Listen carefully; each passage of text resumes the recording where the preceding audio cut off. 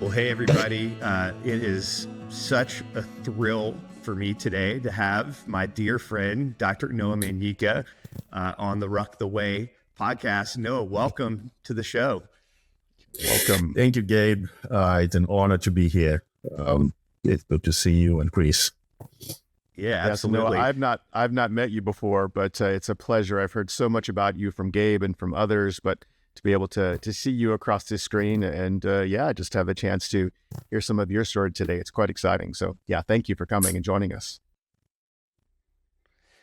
So Noah has like one of the most interesting stories, I think, of anybody I know. And I dare say that, we could spend probably 3 hours if we had it, just hearing his story, and nobody would be bored, because this man has not lived a boring life. And Noah, when I think about your story, I think there's no boxes for you. There's no box that you fit in. There's not a category, because you've done too many diverse things and you've done so many things with excellence. And something that I've always valued and appreciated about you is that you keep going, is that you're just like, as you've aged, as you've grown, your creativity seems to just increase. Your energy seems to increase over time. And I have so much respect for that and want to be like that when I grow up too. But I wondered if you could just share some of your story with us. You're currently leading a technology company that you started, Kitchen Copilot, which we can get into later. But how did you get to that point? What are some of the highlights and mileposts along your journey? Yeah, actually, you know what, Gabe? It's very simple. I was privileged and honored to be placed by God in the care of a couple, Kennedy Manyika and Rahab Manyika, my parents. They were an unbelievable couple, and they nurtured me and my three siblings to actually believe that nothing is impossible. I was born in Rhodesia during colonial rule, and used to go to school without shoes, used to study by candlelight. But there was a sense in our home that nothing was impossible. Nothing, and it came from many things. It came from my father's miraculous healing from a disease that had wrecked his life for many years, and then the value of education and the value of faith. So, to be honest with you, that's I attribute everything to that upbringing, where, in spite of the fact that we were born during colonial times, things were tough for people of my race and all of that. But my parents instilled in us that nothing is impossible, in spite of the conditions that we found ourselves in at any point in our lives. So I could dream of actually being anybody, it brings me to one of my favorite scriptures, which is, the Ecclesiastes 9:11, which says time and chance happen to everybody, and it's a strange thing when you're brought up in certain circumstances to believe that even though you're born in these circumstances, God has given you time and chance. So yeah, I've always had that inside of me, almost as part of my DNA, but something that came out of my nurturing by my parents, that nothing is impossible, and being curious about life and allowing life to and God to take you wherever God wants to take you. So yeah, that's what is that's the fuel in my life, as it were. And nothing is impossible, and I truly believe that for anyone.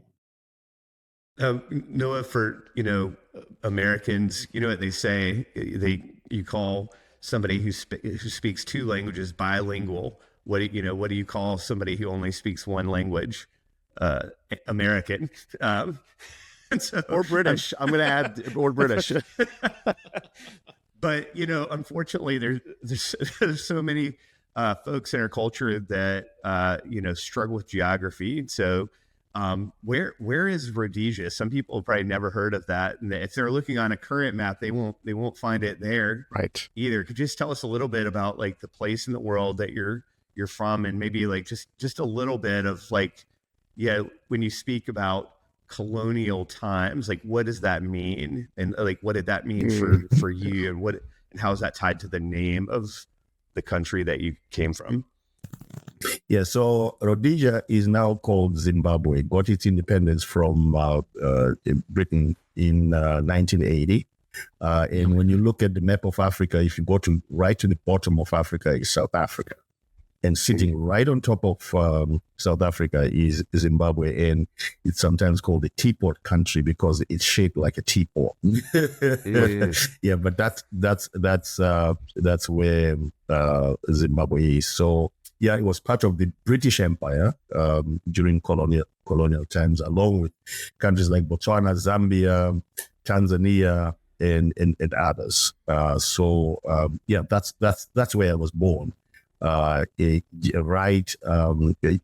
the height of colonial rule, and I lived in that setting, from 1963 to 1980, under those circumstances where, for those who were born in the United States, they remember the 60s and 70s, the 50s, during segregation and stuff like that. It was like that.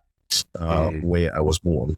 Many people would know more about apartheid rule South Africa, but in some ways, apartheid rule South Africa was an extreme case of that, but pretty much the same features. So with an African educational system and a European educational system. The African educational system was obviously under-resourced because Africans were supposed to provide more manual labor than anything for the colonial enterprise. And so that's where we received our education. So in some ways, for me to be brought up in that kind of situation and believe that nothing is impossible was kind of, contrary to what things should be.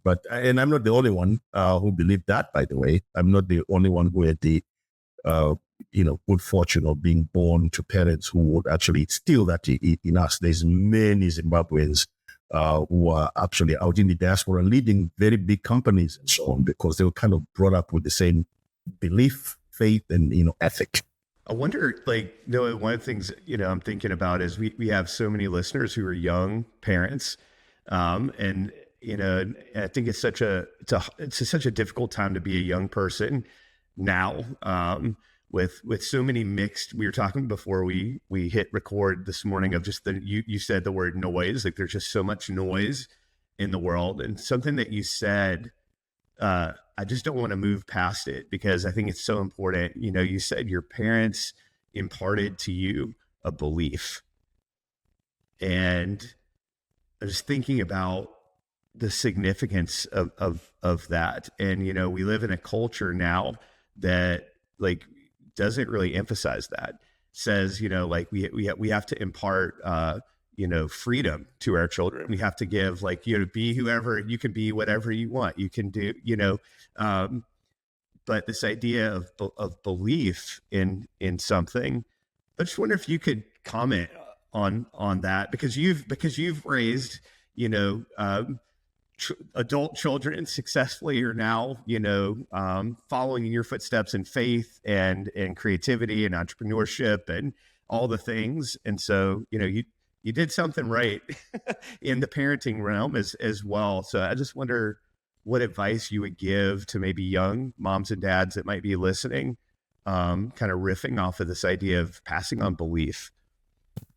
Yeah, I think we overcomplicate things, and I think it's important for us to distill life to some of the things that are very foundational that we find in the Word of God. There's a scripture which says, train them up in the way that they should go so that when they're old, they won't depart from it. And I think, that's the responsibility of parenting. And that's the responsibility that my parents accepted. We're going to train these kids up in the way they should go. And when they're old, they won't depart from it. It assumes that you as a parent understand and know the way that they should go. And unfortunately, some parents, you sometimes at some point you've got to silence the noise, and I think that's one of the things that's really, really important in the times in which we're living. Your ability to silence the noise and just focus on those things that are really foundational. And you know what? That kind of belief is really, really important for people to make it. Incidentally, even though we talk about the noise today, we must also remember that at each point in some of the revolutionary things that happened with humankind, there would always be a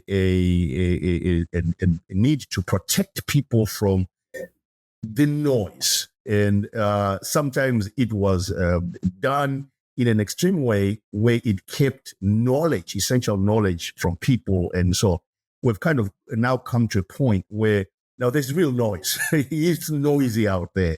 And now we have to figure out, the right balance again. But yeah, the fundamental responsibility of parents is to train up children in the way they should go. So that when they're old, they may rebel at some point in their lives, but when they're old, they won't depart from it. Gabe, I know your dad and your mom, and you could say exactly the same thing, right? That there was such a fine example, of training up children in the way that they should go. And what God does to reward us when we do that is we have wonderful time with our grandkids, right? Because we look at our grandkids, they're successful and they're doing great things. We can go to their graduations, we can go and celebrate their achievements at work and everything. But yeah, belief is absolutely critical, and you've got to have it yourself as a parent. And if you don't, then it's tragic, because remember, children are gifts from the Lord that were given, and we are supposed to nurture them in a very godly way, and so on. So we can't escape that responsibility as parents. I love that. Yeah, I'm seeing, Noah, you're talking about legacy, and I'm hearing it from you as you're talking about your own parents and you're growing up in Zimbabwe, that they passed on a legacy to you, that you are passing on to your children, that you are involved in with your own children to pass on to your grandchildren as well. So I just see this kind of, again, this line of story that's so beautiful in that lineage and what you're able then to offer to the next generation. And one of the things that we talk about in our podcast that's so important is this kind of idea of story. And I hear in you that your story is rooted in this goodness and graciousness that your parents gave you. And I wanted to ask you a question, because as I was kind of doing a little research about you, going onto your website, I was reading a bit of your story, and you had a quote there that I just loved. You said that your umbilical cord was buried in the soil there, talking about Rhodesia in the 1960s. So it's this sense of rootedness in the past where you understand who you are that allows you to move into the present, into the future. So I'm just curious to hear more about that particular quote. What does that mean to you? What does it mean to have your umbilical cord buried in the soil of Rhodesia? And how does that affect you now? It's interesting that you should mention that, because just about an hour ago, I'm really curious about things like, Artemis going to the moon and all of that. And the whole idea that, this thing takes off and the parts of the rocket that are discarded, that they're never reused and stuff like that. And I was thinking about life using that example. There's an effort now for most of the parts to be reusable, right? and so on. And I think that one of the things that happens a lot of times is when people shoot up and they become successful, there are certain things that they kind of deny, and this is not important and stuff like that. I couldn't be where I am without my foundation. I couldn't, And I think that in the way that you actually pass on a legacy, or leave a legacy behind, is by all the parts of your life being relevant to who you are in the moment. So my Rhodesia, which is now Zimbabwe, was my takeoff point, and everything that I experienced there, in fact, having faith, the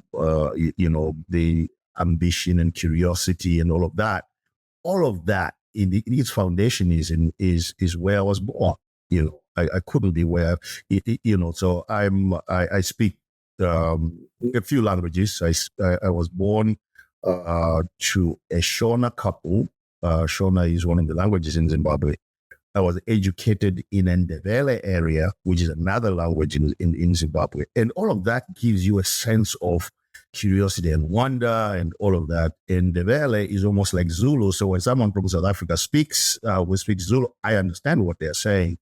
And then I went and got my education in Romania, and then spoke Romanian when I was there, and then came to the U.S. But all these things are relevant. Even my wonder about the miracle called a human being is actually rooted in where I was born. Because I would see the resilience of the Zimbabwean, in the circumstances in which we're born.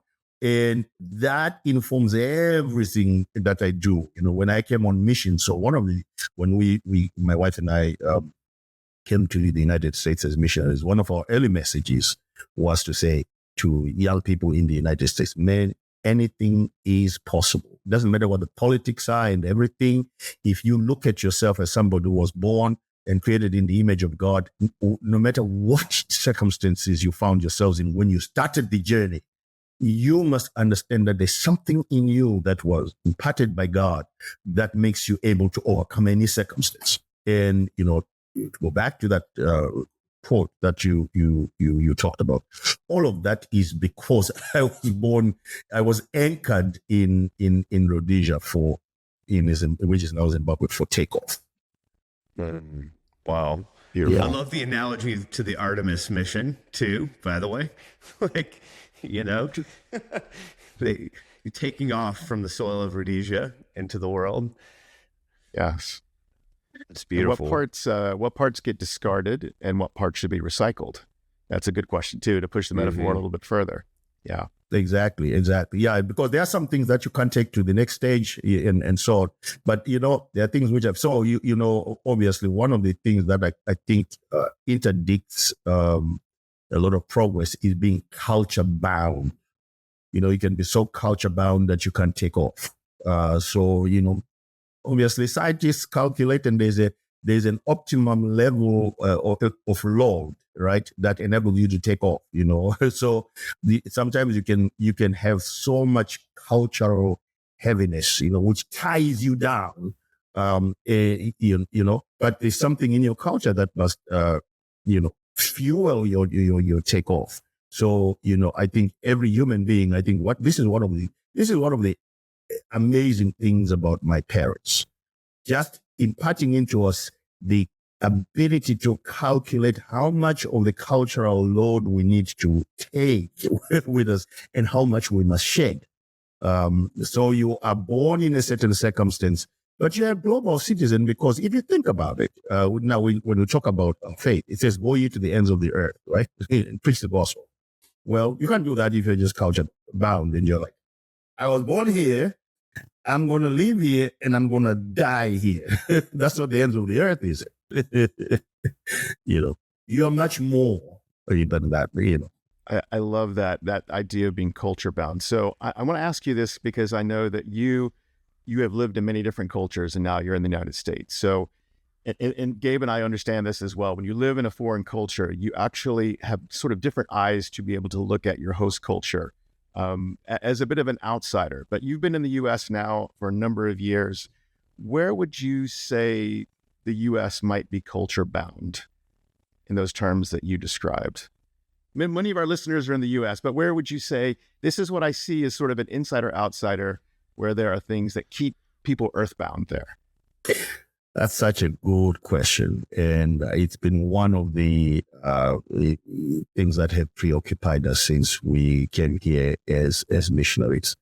As Gabe knows, one of the areas where we ended up focusing on our missionary effort were some of these communities which were really challenged communities. And, people have kind of like lost hope, and all they depend on is, the generosity of government. And then what ends up happening is breeding a sense of entitlement, and also this idea that I cannot be what God wants me to be because there are people keeping me down. That culture is a very strong culture in certain communities in the U.S. And, when we came to Charlotte, North Carolina, where we're based, we came to a city which was hyper gentrifying, right? It's a hyper gentrifying city. And unfortunately, in some of these places, there's even a religious culture which closes people's eyes to what is happening around them. Very, very strong culture, and sometimes it ends up being a culture of complaining, culture of victimhood, and so there's also a culture of privilege and entitlement, in other areas. Those things are very, very difficult to overcome. Very, very difficult to overcome.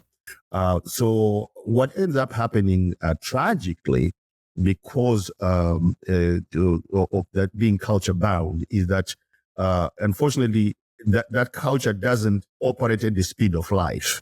And it doesn't matter whether it's a religious culture or just culture. It doesn't operate at the speed of life, and you're always being left behind. You're trying to play catch up. You're in your neighborhood. You wake up one day and your neighborhood doesn't exist. You wake up as a pastor. You have a church in the neighborhood. The people are no longer there because things have been completely transformed, and and so forth. It's a message that I have almost focused on. Sometimes to the hurt of some of my relationships, really. And we could sit here and talk about it all day, because trying to get people to understand this is the speed of life.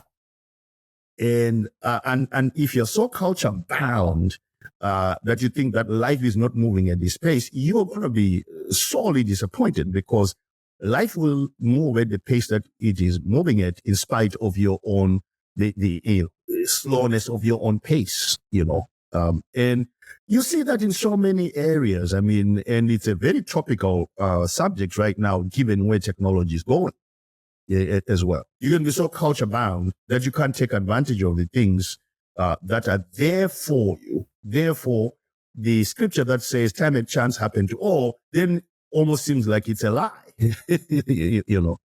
you're so culture bound, you can't utilize those things that even God is gifting you. So yeah, I think that's one of the biggest problems. I actually think that it is also the reason for the political antagonism in the United States. That people who are so culture bound, they are actually protecting their positions at all costs, instead of actually living the way that God really wants us to live. Well, thank you. That's such a powerful concept. And I mean, for those listening, Noah, you came to the United States first, not as a missionary, though. You came as a student, correct? And went to Georgetown. And what did you study at Georgetown? Yeah, I was in the School of Foreign Service at Georgetown. So the School of Foreign Service, the Edmund A. Walsh School of Foreign Service at Georgetown is a well-known program for training American and international diplomats. So yeah, I got my master's in foreign service from Georgetown University. And I used to, it was a fun environment. Madeleine Albright was one of the professors. Henry Kissinger always used to come there and give lectures. And I think at one time I encountered Zbigniew Brzezinski, who was in the Carter administration and all that. Yeah, so it was quite a fun place, very inspiring place. And you ended up being in the foreign service, just not working for the government. Yeah, you ended up being an ambassador of God's kingdom, and like you said, with that education and all your experiences in Rhodesia and then in Romania and university, you and Phyllis arrived in Charlotte, and you did a number of different things towards the end that you were just talking about, starting Brookstone Schools, founding multiple nonprofits. You were a pastor. That's when I met you. We were both working in churches and trying to partner and trying to figure out how do we, how do we affect people's lives in a positive way through the gospel. But I think, as you're mentioning, like being culture bound, you started to talk about technology and in the ways that, our culture, and we started this conversation talking about noise and just talking about like, it's a unique time that we're living in where, you talk about neighborhoods changing rapidly and people being passed by. But I think there's so many people now at every social, level of the culture, rich, poor, whatever, that are beginning to feel left behind with technology and with artificial intelligence that's moving so rapidly. So we really wanted to jump into this conversation with you today, particularly because you have such a unique perspective given your background and your desire to really especially help Christians like live and understand the world through the lens of the gospel and of God's redemptive plans in the world. But you're also somebody who's working in business, you're working in technology, you're building something. And you recently wrote a book, Redeeming Sundar, which we'll have to, the first thing is we have to like have that title explained because it draws you in, right? But really, like, I'd love for us to pivot to this conversation and talking about AI and the intersection of faith and culture and like, how should we be thinking about it? And like, what are the opportunities and challenges? But I'd love to start with the title of your book. Yeah. What does it mean? It was Sundar. Yeah. So this was a play on the head of Google now is his name is Sundar, and then there was also a well-known missionary whose name was Sundar many years ago. So I think what has happened with Christians now is they look at the Latter-day Sundars as evil. People who are leading technology companies, who are here to destroy our faith. And in fact, one of the unspoken fears is the ushering in of the back of the beast, through technology and all of that. So my goal was to say, hey, let's redeem this Latter-day Sundar a little bit and understand the place of faith and innovation today, because not everything that these current Sundars are doing is evil. I think there is something that's something that we have to accept. At any point where there is a technological leap, what you're going to find is it's most challenging for people of faith a lot of times.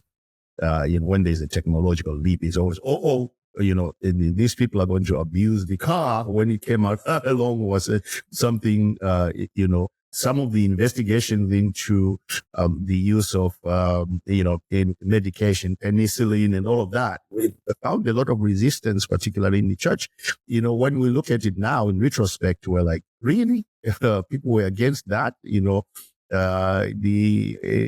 revolution of the printing press caused a serious advance of the gospel. We wouldn't be where we are today if that hadn't been the case, and we look at broadcasting and, television and all of that. Here's what I would also like to say concerning technology. By the way, AI is not new. And the reason why it's so new for us as Christians is because we have not been paying attention. If we were paying attention, we would actually see the trend, right? So I took a class. This is what I attribute my fascination with technology and AI to. I took a class in the 80s, and it was taught, incidentally, that course, which was called the Information Revolution and Diplomacy, was taught by, part of the course was taught by someone from the Pentagon. And at the time, they were talking about the strategic defense initiative. Ronald Reagan was talking about that, and how this thing which some people were deriding as Star Wars would be built that would identify and interdict Soviet missiles in real time. Right now, you and I know that there's no way that we could do it with our eyes, right? Identify and interdict Soviet missiles in real time using human eyes and be able to, to protect people from the nuclear Armageddon that way. You'd have to have a battle management system that would have a lot of computing power, right? They were talking about some of these things and they're already building some of these things then, right? But, as usual, sometimes we just don't pay attention. But there are some people who pay attention, and some of the gadgets that we use today, they learn what you do and everything, and they didn't start learning what you do when ChatGPT was created. This has been happening. Technology has been maturing and coming to that place now where now you have this moment, when ChatGPT is released to the public, and people, wow, what's going on? And the reaction of fear all the time is not the right one. God did not give us a spirit of fear, but of power, love, and sound mind. And a lot of times we react out of fear because we haven't been involved and we haven't been paying attention. So we, some of these things now come, into, and we don't know how to handle it. And in some ways, some of it is pride. It's a very dangerous, actually, pride, where because we didn't create it, therefore it must be evil. Because we were not involved, and who stopped us from being involved? Who said we can't be? I'm very proud of some of these guys who went on the Artemis. The pilot of this craft said, you can't be somebody who doesn't have faith and you're sitting on top of a rocket. You can't. And you can't go out there into space and see what you see and not be amazed at, God's creative purpose. And you can't, right? So the fact that we're reacting the way that we are reacting when it comes to AI is really because we're not involved. We're not on the front lines of technology and all of that. And then afterwards, the saddest thing in our churches, there are a lot of engineers in our churches who just don't know what to do because sometimes they even feel condemned because of the work they're doing. And so this really makes it difficult for them to do their work in a redemptive way as possible. So why not leverage AI to solve some of the world's most difficult problems? Why not do that? Why not, figure out, how can we actually help people resolve things like hunger and, how can people increase their productivity so they can feed their families? How can we actually leverage AI to solve some of the healthcare problems that we have? How can we do that? So, yeah, that's where the Redeeming Sundar was born. And if the scripture that tells us that time and chance are given to all is true, my goodness, then AI can be a tremendous gift because the things that anyone now can do, leveraging AI. So, yeah, I don't think fear is the right. That's not to say technology can't be used for evil purposes. No, I mean, now it's a bit of a nightmare, isn't it? I mean, I open my computer and I'm like, okay, now I need to change my password so often. And you think, well, even if I do, someone is going to use AI to figure out what my passwords are and, steal from me and so on. But such is life. That's life, and we as people of God have to believe that we actually do have the capacity to prevail because we have something more powerful than AI. Mm-hmm. Yes. Amen. So good. No, I think this conversation is so timely. Gabe and I have had conversations about AI for the last year or so. And I was saying to him before you came on that, I think this is an interesting inflection point with AI. So I was mentioning to him that I was reading some reports that this last week, that Anthropic's Claude mythos escaped from its bounds that its creators had put around it, got onto the internet, and then emailed its creator while he was having a sandwich that it had escaped, and then posted on social media all about its escape from its boundaries. So we're at this interesting inflection point where we are dealing with an entity that even its creators don't fully understand. And I think a lot of Christians come to this and go, well, if the creators of AI aren't able to control this, what do we do with it? So I'm just curious, as we see kind of this point of, almost exponential growth in an AI, in a technology that most of us don't understand very well. How does the average Christian kind of in the pew kind of deal intelligently with, the realities of technological growth on one hand, but also the reality that we do have a spirit, we have the Holy Spirit, and that as Christians, we can engage the world with confidence. So how does the normal Christian kind of balance those things? Yeah, well, it starts with the leaders dealing intelligently with technology. Mm-hmm. That's where it should start. If leaders are not dealing with it intelligently, the Bible talks, the leaders are the people in the pews are the sheep, right? And if leaders are not engaging with it intelligently, if there is more fear than faith, if there's more ignorance than knowledge, then, how are believers going to deal with it? So there's a responsibility of leadership first and foremost. When we open our mouths from the platforms that we have been given, do we say things that instill fear or things that instill faith? Do we spread knowledge rather than ignorance? I would also say that I think one of the most unfortunate things that happens in the church is that we are so stuck in how we teach and who does the teaching at a time when a lot of the raising of leaders and the seminaries and so on are themselves really outdated in terms of how they engage the world.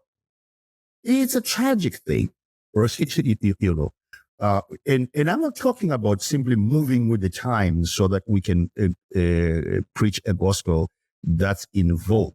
That's not what I'm talking about. I'm talking about ensuring that we have teachers and leaders who ensure that faith is never behind the speed of life, that faith is actually determining where we're going. So, there's going to be suspicion, obviously, of new technologies if we are not involved. There's going to be suspicion, So one of the movies that my wife and I, we make sure we watch this every couple of years is a movie called, I think the title is A Great Thing the Lord Had Made. It's about the blue babies, the technology that actually helped people solve the issue of kids born without, I think, enough oxygen going to their hearts and stuff like that. And that movie is an amazing movie. But when they started talking about operating on hearts, the church went up in arms. They said, you can't do that. You can't operate on the heart. That's against God's law. And you're thinking, where did they find that? And they put up a fight against that, But how many lives have been saved as a result of, a kid is born and there's something wrong with their hearts and, doctors surgically repair that. So I use that as an example to say, if we don't have leaders, and a lot of times we don't, and a lot of the leadership in the church is, I know more than you. And then the congregants also believe that I know more than you, that they know, the leader knows everything, and that becomes the limit of your awareness of what is going on. So, yeah, I would say, the answer is if leaders can't deal intelligently with it, people are not going to lead intelligently with it. And I can say, here's what I've experienced. I have experienced a lot of defensiveness by leaders. And when you start talking about this, I can talk forever about some of the things that I used to try to say to leaders in Charlotte concerning the hyper gentrification of the city, and that the church needed to be aware of it and actually get ready for it. And sometimes I would be, headed out of the room, and some partnerships would actually be, broken because I said, listen, I'm not interested. So one of the things that our church, for instance, was well known for was being welcoming to partners who would be looking for volunteer opportunities for their congregation. And then at some point I said, no. I think that's not the purpose of our church. If you want to come and partner with us, come as true urban missionaries. And what do urban missionaries do? They come in and they say, this is what's happening in these communities. How can we be ahead of this? How can our faith be so future-proofed that it is relevant even when gentrification occurs? Or how can we be part of that so that the gentrification can be redemptive? So it's in many areas, and I think Gabe knows my story concerning that. There are many partnerships which would end because all people wanted to do was to come and feel sorry for some of the kids who are there, and and feel like they've done a great job. But what we were interested in is how can I reproduce myself in this context, and get people to understand that all is possible, and this is what God has given in order for us to do that. Real quick, we actually started a robotics program in our church for inner city kids, for instance, and we used the Lego Mindstorms and so on and so on. And when we would share this with people, they say, "What are you talking about?" I said, "Listen, it's important for us, for these young kids from some of these communities to actually learn math and sciences and so on, and to actually dream that they can actually become engineers and so on. That's how their lives change." And I'm not saying their lives don't change when they accept Jesus, but if all you are interested in is saying, yeah, we had so many people we baptized, and we had so many people that gave their lives to the Lord, you're missing it, because you've got to equip these very same people who have said, I believe in Jesus, with the tools that they need to do life, to be able to get a job, to have relevant skills in the areas where they are. So anyway, that's don't get me started with that. You said something, Noah, that I thought was so good. You talked about future-proofing your faith, which I think the church has done such a poor job of. So even in the realm of AI, whether the future is the AI utopia or the AI apocalypse or something in between, we as believers actually have to work on our own faith so that no matter what the future is, that we are able to stand firm. And what I hear you saying is that Christian leaders have not done a good job of helping the people that listen to them future-proof their faith. So I think it's such a great cultural point that's so relevant right now. So thank you for the work that you're doing in all that area and thinking, because I think this is an era where Christian leaders need to be deeply, deeply thinking about what's going on in the world. And even if it feels like it's outpacing their ability to keep up, to do their best to stay on top of as much as they can and keep moving forward rather than just sort of hiding and, under the covers, so to speak, hoping that things are going to get better. And imagine this, Chris and Gabe. I think the nightmare for some pastors is, can you imagine Sundar Pichai, the head of Google, coming to your church one day and saying, I want to know more? A lot of pastors will be a nightmare. How do I engage such a person? Where do I even start? How do I preach the gospel to this person in a way which is real, and they can still apply it in their leadership of Google? They can still be, lead by faith.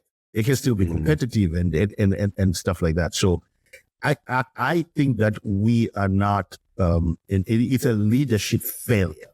There are some things which have been made more important than others in living out your faith. And the result is that we really don't future-proof our faith. No, I want to hear you talk a little bit about a concept that you mentioned in your book, this idea of redemptive innovation. as a way of, so I'm just thinking pastors, but also like, people who are leading businesses, people who are leading companies that, because this is the other side of sort of the technology equation now, is that technology is always disruptive, but there's points or inflection points or eras in which the change is more acute or felt more acutely. And I think, we're in that now, like where, if you're a business leader, even in small and medium sized companies, but certainly in larger organizations, we're feeling, trying to figure out, what do we do with this innovation? And I think a lot of the sentiments that you named for Christian leaders are just true for leaders in general. The sense of fear of, here's something I wasn't involved in creating that just sort of appeared, and now I have to figure out what to do with it. It's forcing me to lay people off. It's, there's all kinds of change coming as a result of it. I'm just curious to hear more about, I think there's this big concept of redemptive innovation, though, like how do we marry the idea of our faith in Jesus with a mandate, I think, if you will, to innovate, that I think you would say is at the core of what it means to be a follower of Jesus, which might sound like a revolutionary statement to some people. Yeah. Well, I think at the root of the fear of the institutional church, if you listen to what the founder of LinkedIn said a few months ago, he said that a lot of the normal jobs would disappear in the next 10 years, right? They would actually not be there. And at the root of the fear of the institutional church is the loss of jobs means a loss of income, a loss of tithing units, and all of that. Let's just face it. Yeah, let's just face it. Okay. So it's an unspoken fear, but it's real, because the institutional church is, it has these tithing units that's how we survive as a church. That's how the gospel continues, right? So if that's threatened, because the job market is going to look totally different. By the way, we can't stop it. It's happening. Call your mortgage company now, and you're going to get an AI answering your phone. It's the way things are right now. So you can't run away from it. So redemptive entrepreneurship. One of the things that we're working on in our own project, here is, what are some of the biggest problems that humankind faces right now? So when it comes to healthcare, we have an incredible obesity problem, incredible problem with cardiovascular diseases. We have incredible problems with diabetes and all of that. And a lot of them are food related to how people, eat, what they eat, whether people are moving or just jumping into their cars to do everything and all of that. Well, does that really have any impact on the church? Well, it does, doesn't it? You want healthy people to go to the ends of the world to preach the gospel. You want that, right?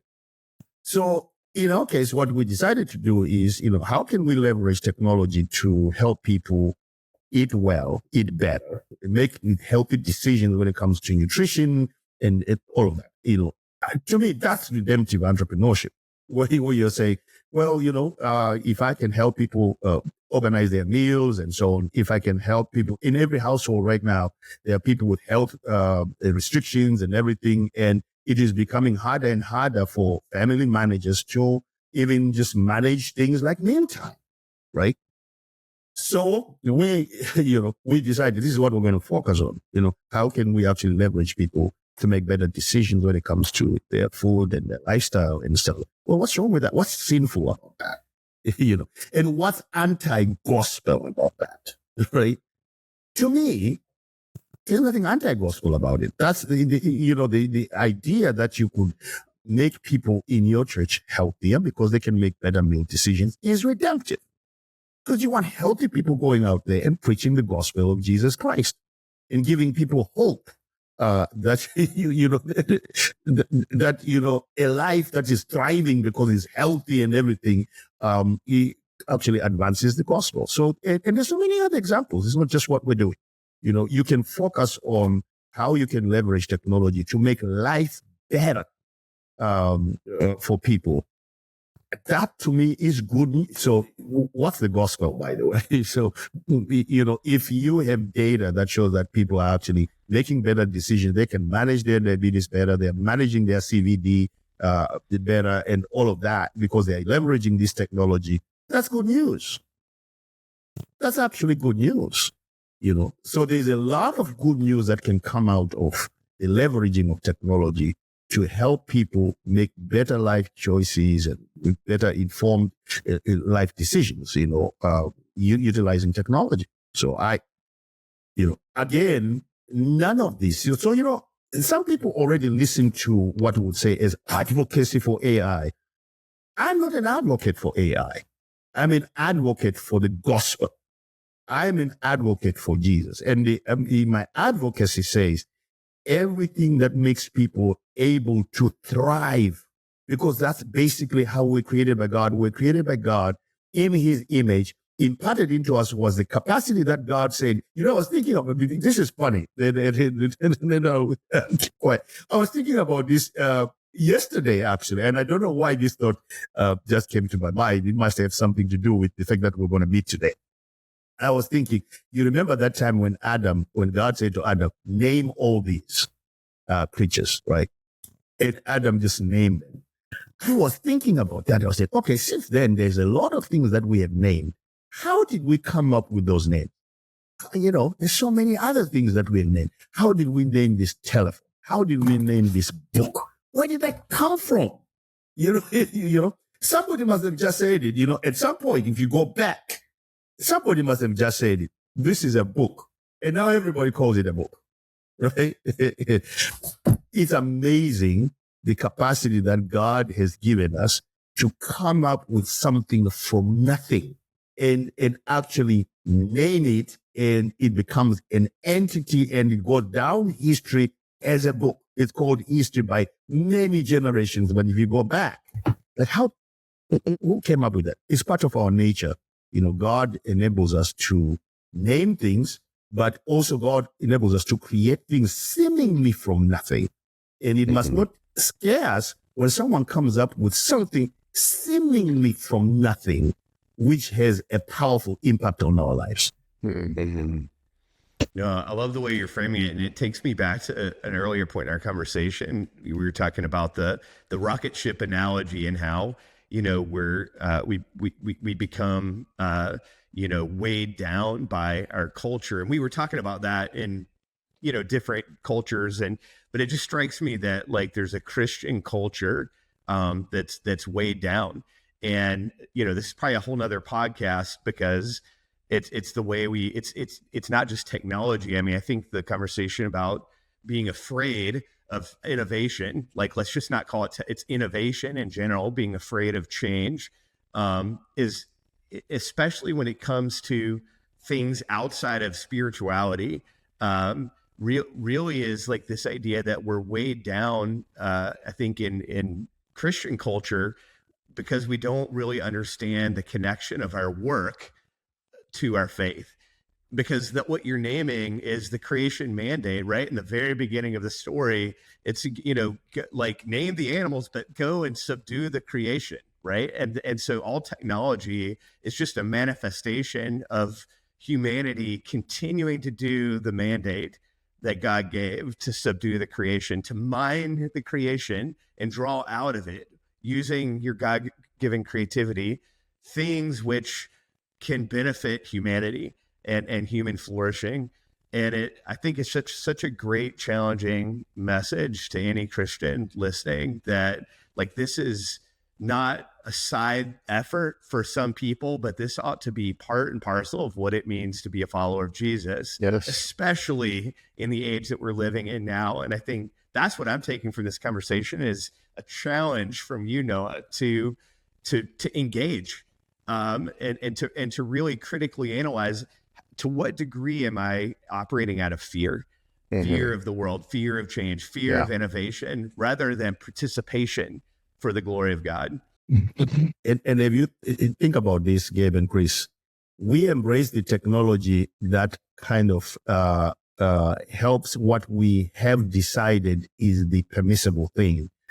So, for instance, do you remember the age of the Christian bookstore? Oh yeah, with the videos and my mom worked in song. one. They had You testament. worked in one, right? They had testaments. Oh, the testaments. Those are terrible. Or testaments. We need mints to share the gospel. Yes. And you know, everything was in the Christian bookstore, and that looked like an innovation, right? And it was innovation to some extent. You know, when you could go in there and get a CD that you could use at church with background music and all of that. The demise of the Christian bookstore is a story that needs to be told, because we embraced that as the limit of our innovation, and couldn't see when it was about to be swept away. It's astonishing that there is literally no Christian bookstore industry to talk about anymore. Yeah. None. you know. And part of the reason is because we make, so there's another mistake that we make.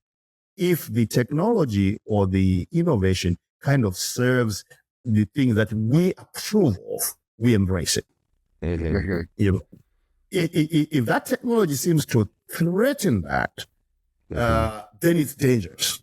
You know, instead of looking at where things are going and understanding this is really not a sustainable concept. You know, I would even advance this, Gabe, and this one will get me in trouble, but I welcome the trouble. The institutional church as it stands right now is an unsustainable concept. Because the institutional church as it stands right now depends so much on people having a 9-to-5 job and tithing from consistent income. You're right. And if that is threatened, then it follows that the institutional, and you know, it's actually not meant, the institutional church right now is not meant to survive times of crisis that may come. Because the times of crisis where people are unemployed and so on and so forth, it means you can't pay the rent for your building. And if you can't pay the rent of your building, people can't gather, right? And if they can't gather, there's no church, right? And to me, this is now, I would say, a warning. Just as the seminary is in trouble today, the church is going to be in trouble. You know, just as the Christian bookstore was in trouble, the church is going to be in trouble. We have got to rethink how we fellowship, how we connect. Yes. And if it is so rooted on people having a 9-to-5 job and consistent income, you know, then it's not a sustainable practice. This sounds like a whole nother podcast we need to have with you, Noah. No, we need to have Noah back, clearly. No, definitely. No, I had two thoughts. One, I just want to say, in all of what you are saying, your positive outlook here, I'm hearing reflections of you being rooted in that soil of your youth with your parents, who gave to you this idea that you could do anything. And I hear that positivity now rooted in American soil. And it's bringing me back to an earlier part of our conversation. We were just kind of talking about passing something on to our children. And, you know, Gabe and I both have children who are in college right now. We both have daughters that are involved in the university setting.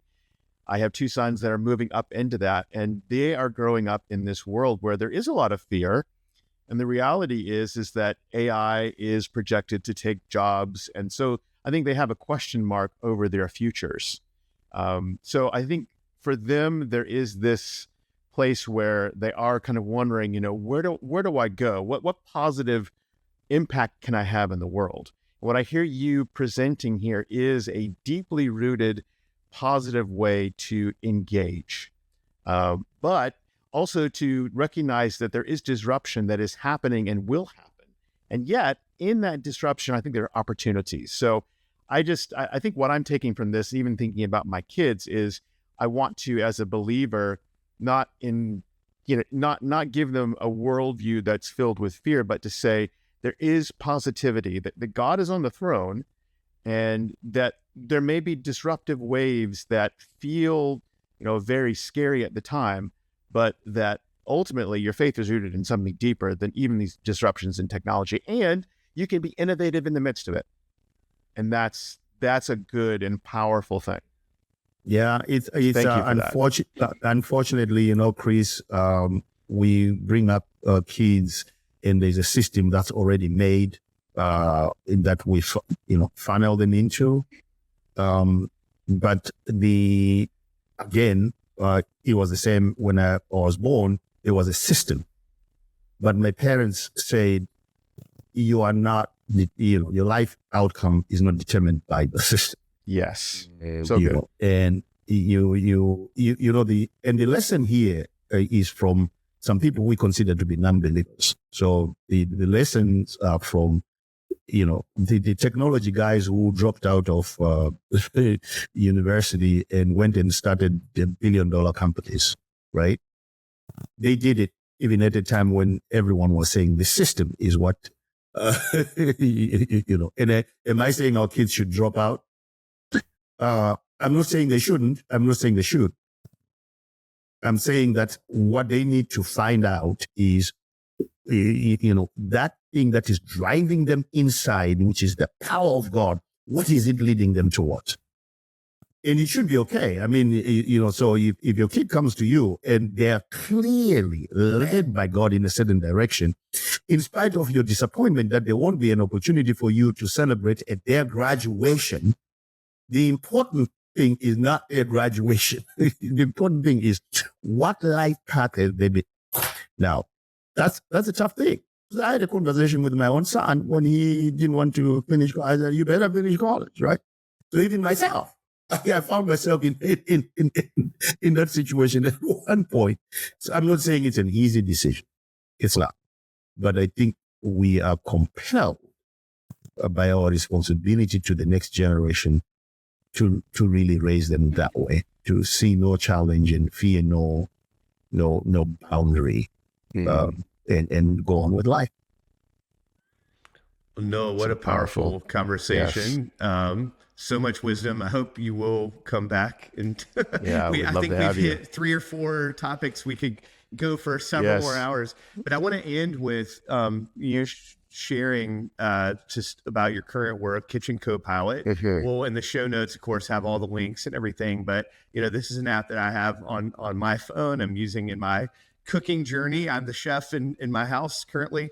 I'd just love for you to share for a moment about Kitchen Copilot, what it's all about, and how people can participate in what the work that you're doing now.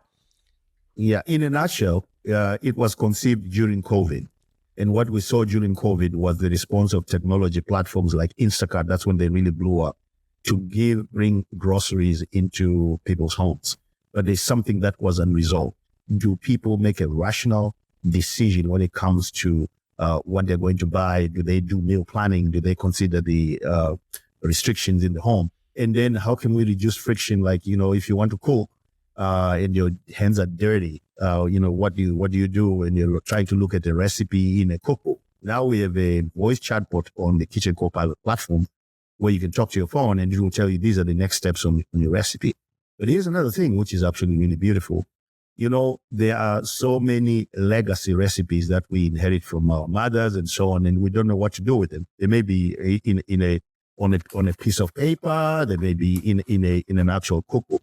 Well, you can digitize those, and once you digitize those on the app, you can share them, and now you have them for perpetuity. You can share them with your families and stuff like that. So there's quite a bunch. We set out to create the most complete meal planning and food list creating and recipe digitization platform. And actually, in a couple of weeks, we are beginning a medical pilot where we are following 10 people with diabetes and 10 people with CVDs and just, helping them utilize the platform for making, and we're doing this in partnership with an actual healthcare provider as well. So, and then we also have a medical advisory board of some medical people in Singapore, which is also working with us on that. So, yeah, it's early stages yet, but yeah, it's out there in the stores, and we'll have some feedback from people. That's part of our redemptive innovation kind of thing that we're working on. I love that. I mean, what a Renaissance man, Noah. You are an amazing man. Yeah. I'm going to download that. I'm going to have my wife download it. That just sounds like something that is so practical. And again, it's that redemptive arc in using technology to affect real life humans and the way that we live. I think that's amazing. Thank you. It's a question that, everybody, every day, what are we going to eat today? Mm-hmm. Yes. Right. What are we going to eat tomorrow? I heard that question from my wife this morning. Yeah. What's for dinner? And she can kind of rationalize that process and so on. It makes life a whole lot easier. It's a simple but a question, but one that is very difficult to answer. Yes. Simple question, difficult answer. Go ahead, Gabe.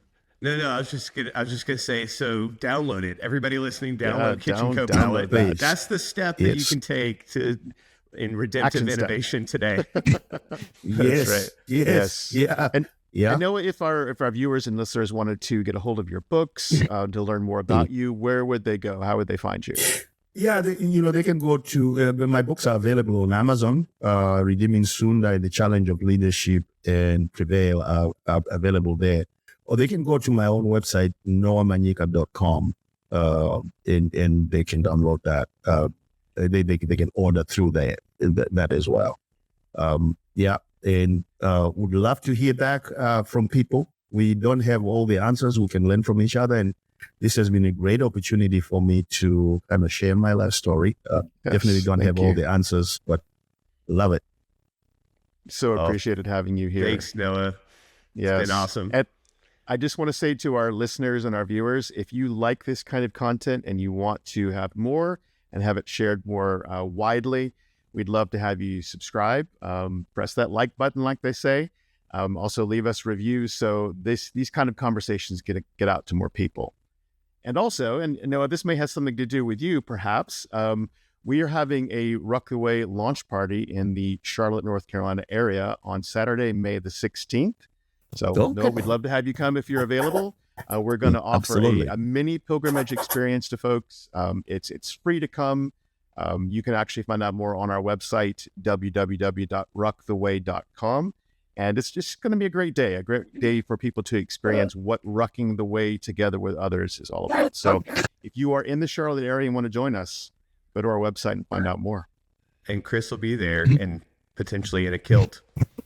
So, not potentially. I'm promising the kilts. All right, everybody. Well, hey, until next time, just remember, let the walk do the work. Do the work.